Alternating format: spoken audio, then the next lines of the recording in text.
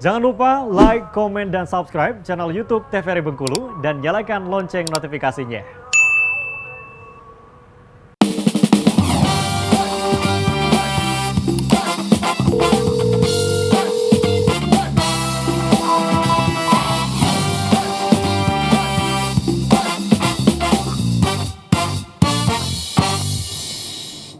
Terima kasih pemirsa, Anda masih setia bersama kami di Dokter Kito bersama Kito Sehat. Pemirsa di rumah, kembali kami ingatkan nih, buat pemirsa di rumah yang mau bertanya-tanya atau konsultasi langsung bersama dua narasumber kita hari ini mengenai stunting pada anak, bisa melalui WhatsApp interaktif kita di 0851 7676 4648. Atau juga pemirsa bisa komen di postingan Instagram terbaru kita di @tvri_bengkulu. Nah, masih bersama dua narasumber kita hari ini, kita masih membahas mengenai stunting tadi ya. Nah Bang, sebenarnya kalau stunting ini ada faktor risiko nggak sih antara laki-laki dan perempuan? Apakah semuanya bisa sama gitu atau bagaimana? Oke, untuk perbedaan antara laki-laki dan perempuan ini, faktor resikonya kalau memang terkena stunting itu nggak ada perbedaan. Nggak ada perbedaan Ya, berarti ya? nggak ada perbedaan. Akan tetapi memang kalau untuk kekebalan tubuh, imunitas kekebalan tubuhnya, kalau memang cepat terkenanya terinfeksi stunting, mungkin lebih ke perempuan. Oh, lebih ke perempuan karena memang sistem kekebalan tubuh laki-laki itu lebih besar gitu ya? Ya. Oke, sekarang kita bakal bahas lagi nih dok ya. Ini mengenai stunting. Ini tadi masih diisi piringku sekali makan. Oke, Boleh lanjut nih dokter. Oke, sebenarnya udah ya, maksudnya tuh ini gambaran secara singkat saja. Memang berarti untuk masyarakat di rumah berarti harus tahu ya bahwa kita tuh dalam satu porsi makan harus ada apa aja, dan angka kecukupan gizi kita itu sebenarnya ada aturannya berdasarkan usia kita, berdasarkan jenis kelamin juga begitu. Boleh di search, ada banyak sekali ya datanya di Google, itu bisa di search dan harus berdasarkan sumber yang valid juga ya, karena angka kecukupan gizi ini memang harus tepat. Itu saja sih. Dok, selanjutnya sebelumnya dok, itu yang 1,5 gelas mie kering itu maksudnya bagaimana itu dok? apa gimana Itu yang makanan pokok. makanan pokok ini? Iya, itu kan 1,5 gelas mie kering itu maksudnya bagaimana itu dok? Oh, ini pilihan ya, jadi makanan pilihan, pokoknya ya. itu harus sebanyak, ini kan tadi harus 2/3 ya, 2/3. Jadi kalau misalnya kebutuhan kalorinya sekitar 700 kalori, jadi ada pembagiannya 150 gram nasi, 75 gram lauk hewani, 100 gram lauk nabati, kemudian 150 gram buah-buahan dan sayur-sayuran. Nah, 150 gram nasi ini bisa ditukar, jadi nggak harus nasi ya yang dimakan itu. 150 gram nasi ini setara dengan, kan kita tuh pasti kita pusing ya 150 gramnya kemana gitu kan. Nggak tahu hitungannya. Iya, kita mau ngukur kayak gimana, setara dengan 3 centong nasi atau 3 buah sedang kentang ya, kemudian 1,5 gelas mie kering, itu boleh Oh, dipilih. berarti pilihannya dok ya? Iya, Nanti ini pemirsa di juga rumah kan kiranya semuanya dimasukin nanti. iya, enggak. Kalau misalnya lauk pauk ini ya, lauk pauk itu tidak mesti, malah sekarang itu dipromotkan untuk lauk nabati dan lauk hewani, itu dua-duanya ada di piring kita, baik itu dari ikan ataupun dari tahu gitu sih. Kemudian selanjutnya, oke, ini pencegahan ya, pencegahan itu kita berikan kepada Abang Pada Bang Agung. Agung Saputra. Oke. Oke, boleh Bang dilanjutin nih mengenai pencegahan dari stunting ini. Terima kasih. Baiklah, di sini saya akan menyampaikan mengenai intervensi terintegrasi pencegahan stunting ya. Ada 2 kategori. Yang pertama, intervensi gizi spesifik dan sensitif. Apa sih, sebelum saya bahas intervensi gizi spesifik dan gizi sensitif ini beda. Kalau yang gizi spesifik ini adalah secara langsung. Kalau yang sensitif itu pencegahannya secara tidak langsung. Gitu. Oke, kita langsung aja ya. Baiklah, ini yang pertama adalah intervensi spesifik yang sudah saya sampaikan tadi ya. Pencegahannya itu pencegahan secara langsung. Seperti apa sih? Yang pertama, kecukupan asupan makanan dan bergizi. Ini salah satunya penyebab dari stunting tadi. Salah satunya pencegahannya adalah kecukupan dari asupan makanan yang bergizi. Sudah disampaikan oleh dokter Putri barusan tadi, salah satunya adalah dengan cara menjaga pola makan yang sehat dari isi piringku tadi. Akan tetapi kalau untuk stunting ini kan dari umur dari pranikah tadi, sebelum nikah tadi, jadi pencegahannya mulai diatur pola makan yang sehat tadi Bang. Gitu ya. Oke, yang kedua pemberian makanan, perawatan dan pola asuh. Nah, ini salah satunya perawatan dan pola asuh ya.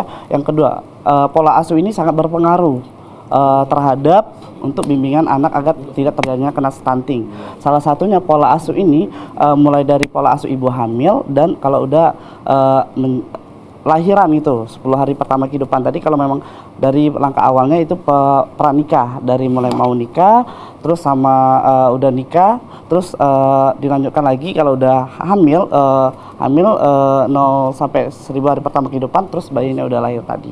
Ini harus terjadinya, harus pola asuhnya memang harus dijaga gitu. Kalau memang pola asuhnya tidak bagus, ini sangat berpengaruh terhadap resiko terjadinya stunting. Berarti nggak harus setelah anak itu lahiran, berarti pada ibu hamil juga harus menjaga gizi tadi? Iya, salah satunya tadi. Oke, selanjutnya yang ketiga, pengobatan infeksi penyakit intervensi prioritas, yaitu yang diberikan oleh paling besar pencegahan stunting tunjuk oleh masyarakat tadi, salah satunya gitu. Oke, kita lanjut aja.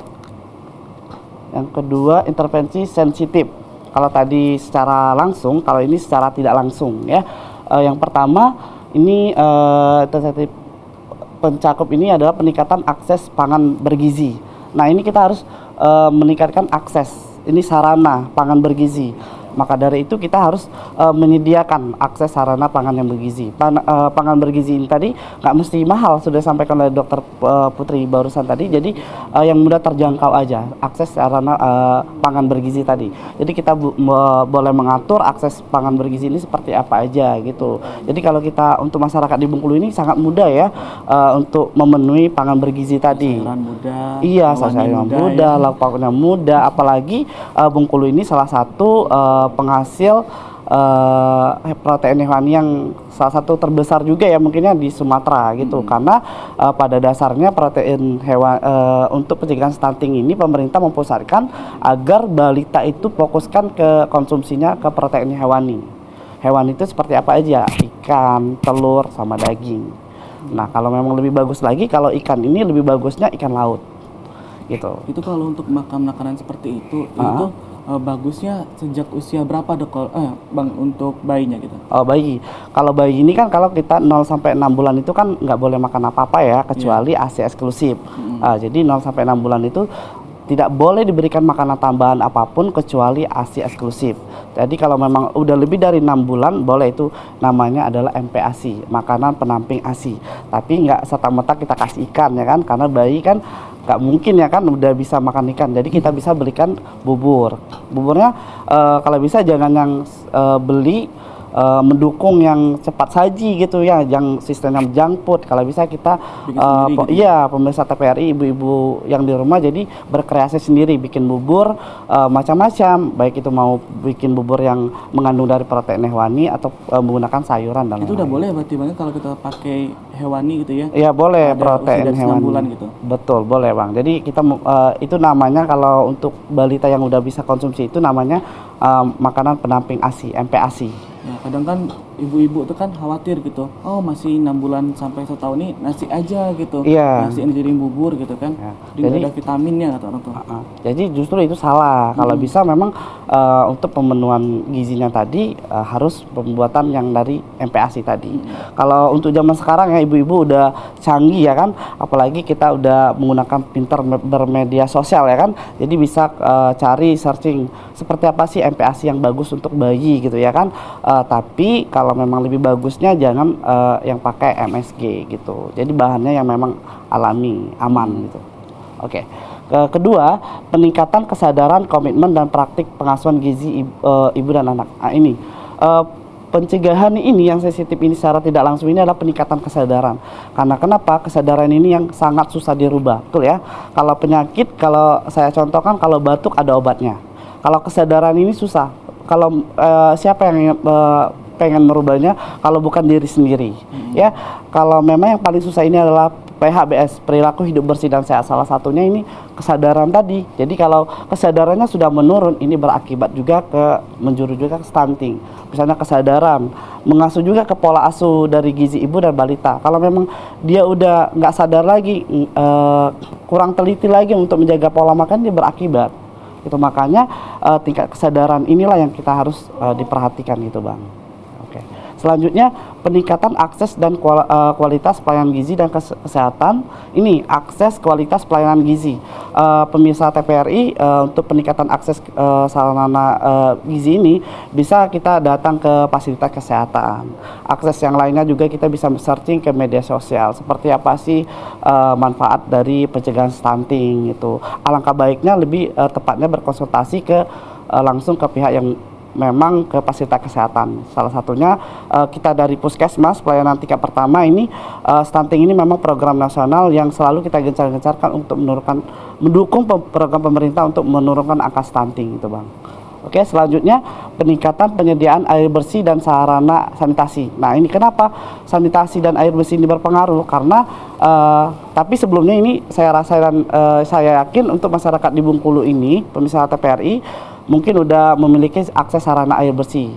Akan tetapi masih ada beberapa mungkin sebagian rumah atau kepala keluarga yang masih tidak memiliki akses sarana air bersih, misal masih ngambil mungkin di sungai kecil atau di sungai yang besar gitu ya kan, untuk yang sarana sanitasinya. Tapi mungkin kita yang untuk di warga Kota Bengkulu ini mungkin kecil kemungkinan gitu Bang, untuk sarana akses air bersihnya mungkin sudah tercapai gitu, sudah bagus gitu ya. Aman gitu ya. Iya, tapi memang berpengaruh karena air bersih ini tadi kalau memang dikonsumsi ini tidak bagus ya. Salah satunya tadi kalau memang yang kebiasaannya buang air besar sembarangan, ini sangat berpengaruh ke stunting. Kalau memang kebiasaannya apa-apa aktivitasnya selalu di sungai misalnya kan, kalau memang untuk mandi di sungai, minum di sungai, gosok gigi semuanya di sungai ya, terus airnya dikonsumsi. Salah satu penyakit yang disebabkannya apa? Bisa jadi ini diare. Lebih bahayanya tadi kalau yang baru nikah tadi atau ibu hamil tadi mandi ke sungai. Ya kalau memang kena diare lagi nanti kesehatan balitanya terganggu, bayi dalam perutnya terganggu gitu Bang. Oke. Berarti banyak faktor resiko ini ya. Iya, betul Bang. Nah, selanjutnya untuk pencegahan sensitif dan spesifik ini menjuru ke mana saja gitu ya, ke salah satunya yang untuk sensitif ini yang secara langsung ini tadi, salah satunya pemicu yang penyumbangnya ini salah satu pertama kemiskinan. Berarti memang faktor kemiskinan, faktor iya berpengaruh, sangat berpengaruh Bang ya. Nah, kita bakal bahas lagi nih Bang ya. Oke, siap. Kali ini ya. Oke. Kita bakal bahas lagi mengenai faktor resiko dari stunting ini. Oke. Pemirsa di rumah, jangan kemana-mana. Kita bakal bahas lagi mengenai stunting pada anak setelah jeda pariwara berikut ini. Tetaplah di Dokter Kito bersama Kita Sehat.